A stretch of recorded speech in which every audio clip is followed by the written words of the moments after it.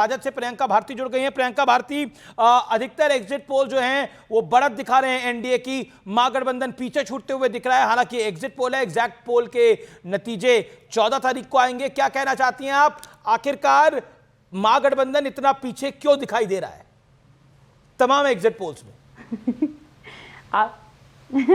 आप पीछे दिखाइए, आगे दिखाइए, कुछ भी दिखाइए, क्या फर्क पड़ता है?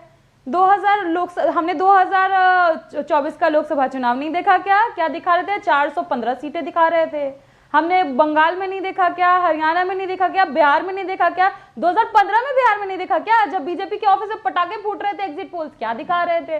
फर्क नहीं पड़ता है अमीश जी, अच्छा भी दिखाएगा तो भी फर्क नहीं पड़ता है, क्योंकि हमको मालूम है कि बिहार से हमको वोट मिल रहा है। और ये सब पूरा प्रकरण रचा जा रहा है अमित शाह जी के द्वारा, ताकि जितने भी अधिकारी उन पे प्रेशर बनाया जा सके ज्यादा दिखा करके। पर हाँ, यहाँ से हम आगाह कर दे रहे हैं कि कहीं भी अमित शाह के इशारे पे कोशिश की, एग्जिट पोल अमित शाह के इशारे पे हो रहा है। ओके, शहजाद पूनावाला। हाँ बिल्कुल बिल्कुल। अमीश जी, अमीश जी, प्रदीप गुप्ता, अमीश जी, आगाह कर दे रही हूँ। अमीश मुझे भी आने दीजिए। बोलिए, आपको पहले भी हमने काट दिया था, बोलिए प्लीज, मेक योर पॉइंट। क्या करेगी प्रियंका जी? इत्मीनान से अपनी बारे में बोलिए। ऐसा है शहजाद, मेक योर पॉइंट।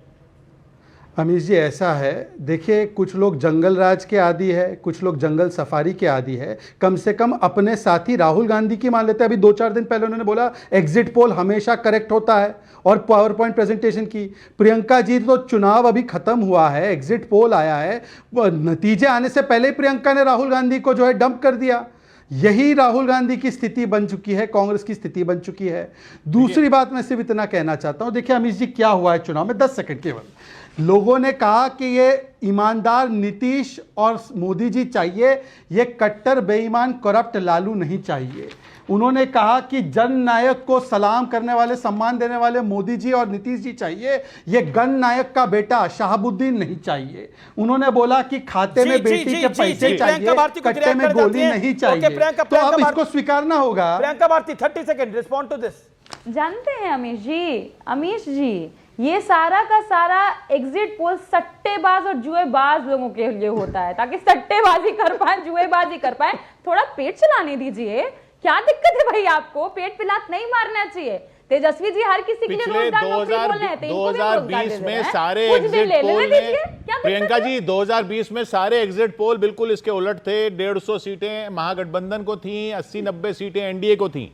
तो वो किसके कहने पे हो रहा था? फिर एग्जिट पोल पलटते हैं, बिल्कुल पलटते हैं। वोट चोरी हो गई ना, वोट चोरी हो गई ना, पर इस बार नहीं होगी। आगाह कर दे रहे हैं यहीं से अमित शाह जी के चमचों। अच्छा, जब एग्जिट पोल आपकी तरफ आते हैं और वो नहीं होते तो वोट चोरी हो जाती है। मैं प्रदीप गुप्ता को घुसने नहीं देगी स्ट्रांग रूम में आपको। मान भी रही है कि वोट चोरी नहीं हो रही।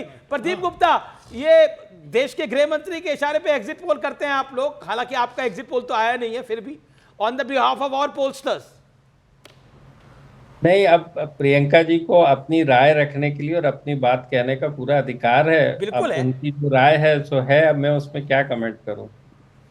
जी, आप कुछ कमेंट करना चाहते हैं? तिवारी जी।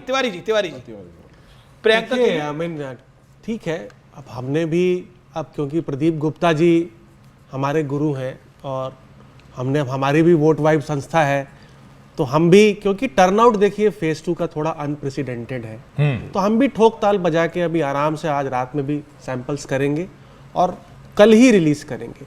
जहां तक एग्जिट पोल्स की बात है कि भाई किसी एक पार्टी के इशारे पे चल रही है या नहीं, आई मीन ऐसा कहना तो उचित नहीं रहेगा, क्योंकि आपने खुद ही एग्जाम्पल दिया 2020 का।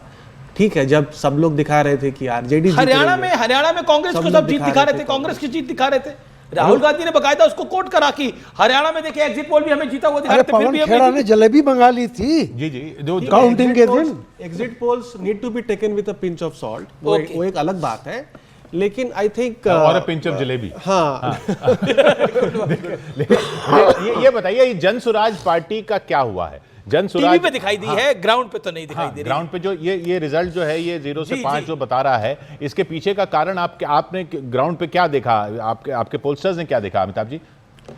देखिए, जन स्वराज पार्टी एक तो वन मैन पार्टी है, ठीक है, उसका कोई बेस नहीं है। जहां पर जन स्वराज या प्रशांत किशोर किसी पार्टी के लिए काम करते हैं, तो media management, PR, publicity, events, political मतलब वोट देते हुए लोग नहीं दिखे। वो 2-3% ऐड करते हैं, लेकिन एक बेस वोट चाहिए जिसपे वो 2-3% ऐड करते हैं। वो चुनाव लड़े नहीं, उससे एक झटका लगा। और दूसरा, उन्होंने बिहार के लिए कोई मैनिफेस्टो नहीं रिलीज किया है, कोई मैनिफेस्टो नहीं रिलीज किया। उनका Yes, ये विजन बड़ा- ऑफ ये बड़ा- बिहार ये बड़ा- क्या? ये बड़ा बहुत विषय बड़ी बात है। थाउजेंड्स ऑफ उनके पास अगर प्रोफेशनल्स हैं, पॉलिसी एडवाइजर्स हैं, आईएएस, रिटायर्ड आईएफएस, लेकिन उनका विजन क्या है बिहार का, उन्होंने ये बताया नहीं। तो लास्ट मोमेंट पे कहीं वो कमजोर हो गए, मुझे ऐसा लगता है। जी। अच्छा, हमारे साथ प्रदीप भंडारी भी, मतलब प्रदीप गुप्ता भी हैं, हमारे साथ शहजाद पूनावाला भी हैं। प्रियंका भारती, दो चीजें बड़ी इंपॉर्टेंट है पॉलिटिक्स के अंदर। अभी जो अमिताभ तिवारी ने बोला कि जो एग्जिट पोल होते हैं, it should be taken as a pinch of salt, लेकिन क्या आपको लगता है कि आप रूथलेस हो रही हैं एग्जिट पोल के ऊपर? उनका भी काम है, उनको भी कर लेने दीजिए। नहीं, आपका बिल्कुल एग्जिट नहीं। पोल क्या कह रहा है? आपकी कितनी सीटें आ रही हैं? आपका नंबर क्या है आरजेडी के हिसाब से? सच शायद रूथलेस लगता ही है लोगों को, तो इसमें हमें कोई दिक्कत नहीं है। दूसरी बात, एग्जिट पोल्स हमारा वही कहता है जो बिहार का युवा कह रहा है, महिलाएं कह रही हैं, गरीब कह रहा है, वंचित कह रहा है, शोषित कह रहा है, लिबरल कह रहा है, प्रोग्रेसिव कह रहा है कि बदलाव तय है। ये हमारा एग्जिट पोल कह रहा है। और ये कह रहा है कि 14 तारीख को सरकार बदल रही है, 18 को इस प्रदेश को एक नया मुख्यमंत्री मिल रहा है जो देश के इतिहास में किसी भी स्टेट के सबसे युवा मुख्यमंत्री होंगे, तेजस्वी यादव जी। ओके, उनको- ओके, ओके, उनको ओके, गिफ्ट जी। मिल रहा है। 9 को उनका बर्थडे था ना, बिहार उनको गिफ्ट दे रहा है। और बिहार जवाब फिर एक बड़ी उनको खबर आ रही है, गिफ्ट दे रहा फिर एक बड़ी खबर आ रही है जोरदार दिल्ली ब्लास्ट को लेकर, उस पर हम आएंगे। Okay, make your point Satya Prakash ji. Priyanka Bharti जी के प्रति मेरी गहरी सहानुभूति है। उन्होंने कहा है कि क्या फर्क पड़ता है? सहानुभूति क्यों? मैं बताऊं ना, बहुत आत्मविश्वास से वो तेजस्वी जी को बचा लेती हैं, उनको शुभकामना है मेरी। लेकिन उन्होंने कहा क्या फर्क पड़ता है, हार जाएंगी तो क्या फर्क पड़ता है?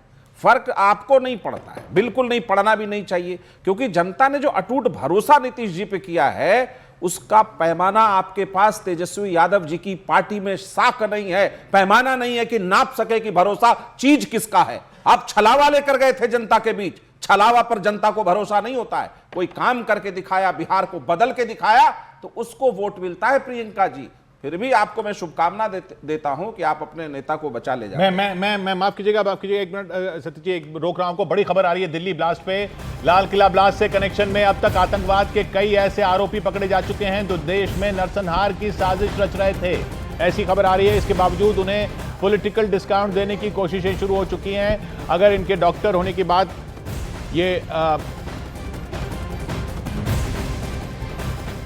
ये बताया जा रहा है हड़बड़ी में। न्यूज 18 इंडिया की खबर पर सरकारी सूत्रों की मोहर लग रही है कि दिल्ली ब्लास्ट केस में बहुत बड़ी खबर सामने आ रही है। दिल्ली ब्लास्ट केस में बहुत बड़ी खबर सामने आ रही है। लाल किले के पास ये धमाका पैनिक ब्लास्ट था।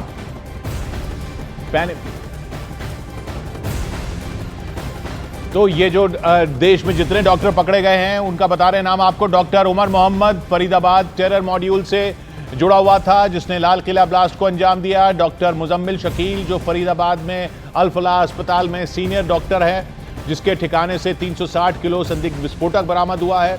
डॉक्टर अदील अहमद जिसके इसके आतंकी संगठन जैश ए मोहम्मद से संबंध बताए जा रहे हैं, अनंतनाग के एक अस्पताल में सीनियर डॉक्टर है। 19 अक्टूबर को यही जैश ए मोहम्मद के पोस्टर लगा